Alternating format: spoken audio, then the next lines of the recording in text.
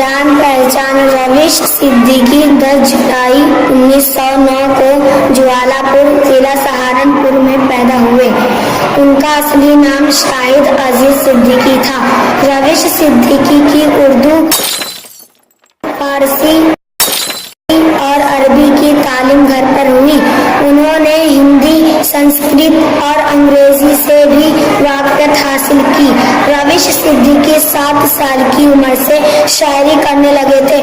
उन्होंने गजलों के अलावा नज़्में भी कही है। उनका इंतकाल 23 जनवरी 1971 को शाहजहांपुर में हुआ।